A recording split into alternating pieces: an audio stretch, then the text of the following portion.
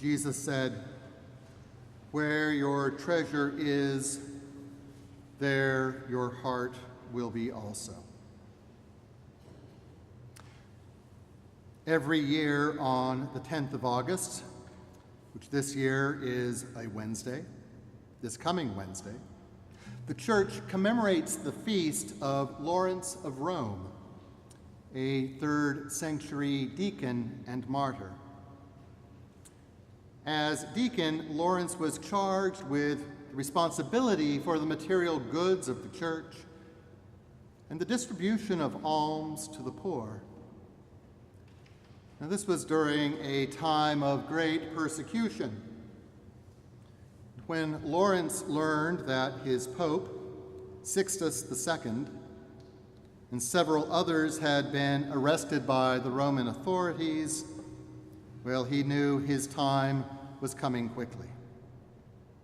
And so he quickly sold the church's sacred vessels and gave the proceeds and all the other money he had on hand to Rome's poor, orphans, and widows. When the prefect of Rome heard about it, his interest was more than piqued, and he sent for Lawrence and said, "I am told you have great treasure, silver cups and golden candlesticks. Now you do remember, don't you, when Jesus said you must render to Caesar what is his? So go and bring these treasures, for the emperor has great need of them." Lawrence said to have replied that the church was indeed rich.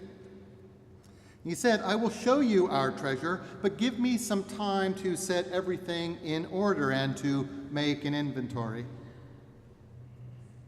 A few days later, he gathered a great number of blind, lame, maimed, leprous, orphaned, and widowed persons.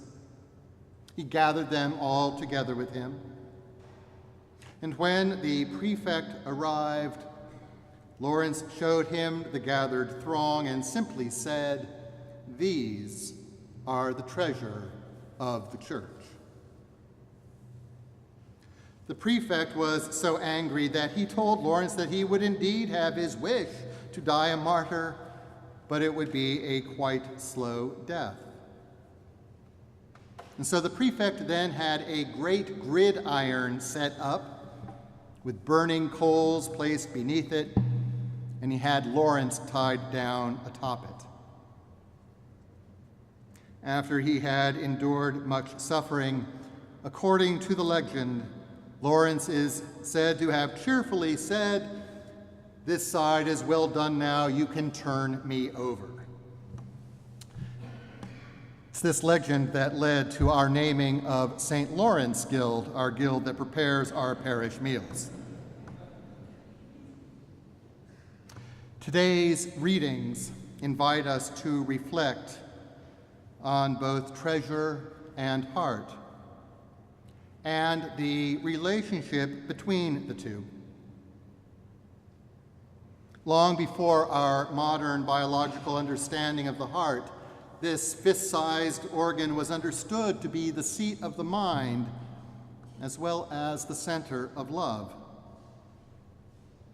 According to the little bit of research I did this week, according to Aristotle, there burned within the heart a life-giving, a heat-producing flame maintained by a spirit known as the vital spirit, the pneuma. Centuries later, in the 17th century, in 1628, did you know that William Harvey was the one who put forward the understanding of the heart as a pump, a key moment in the history of medicine? I think it's interesting to note that it was also in the 17th century that devotion to the Sacred Heart of Jesus began. Anyway, the ancient understanding of the heart as a seat, the seat of emotions, remains alive and well. Who among us has not nursed a heartache, has not experienced a broken heart?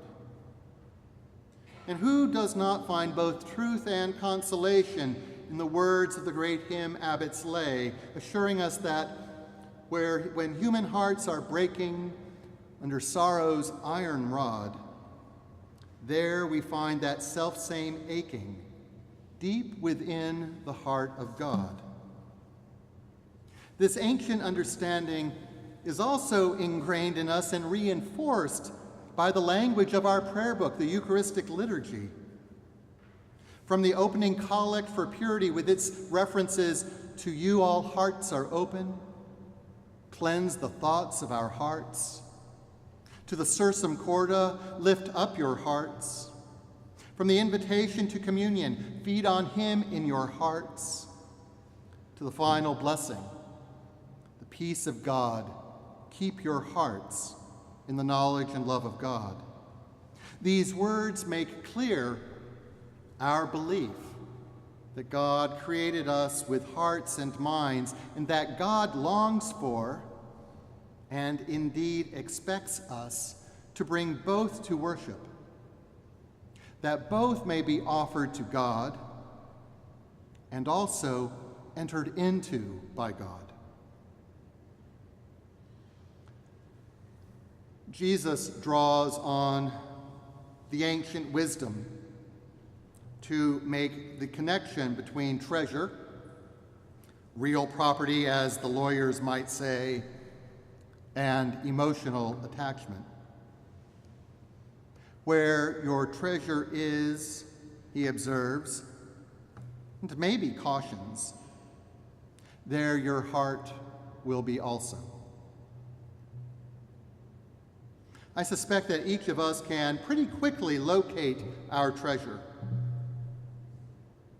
Where does your mind or heart go when you think of your treasure? Now, I could go on there, but I'd like you to switch now from thinking about your heart, from thinking about your mind, from thinking about your treasure to Jesus.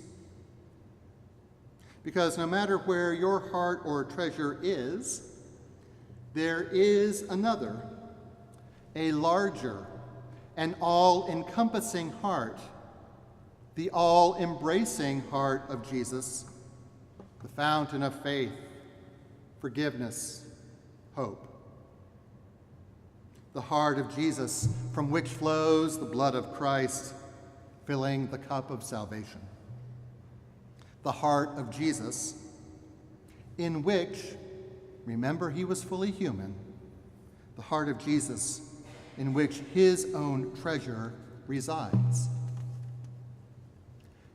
And what is that treasure within Jesus' heart? Look around for a moment. Seriously, turn and look at the people seated next to you, in front of you, behind you. The truth is that the treasure has not changed since the days of St. Lawrence. The treasure is still the lowly, the outcast, the diseased, the destitute, the sorrowful, the seeker. The treasure is those of little faith, those who with meek heart and due reverence turn to God, seeking to love God with all their heart, all their mind, all their soul. You and those you carry in your heart are the treasure. You are the treasure of the church. You are the treasure in the heart of Jesus.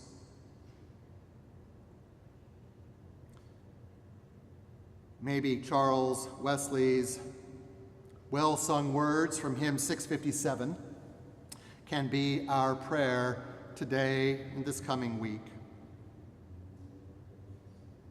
Jesus, thou art all compassion, pure, unbounded love thou art. Visit us with thy salvation, enter every trembling heart.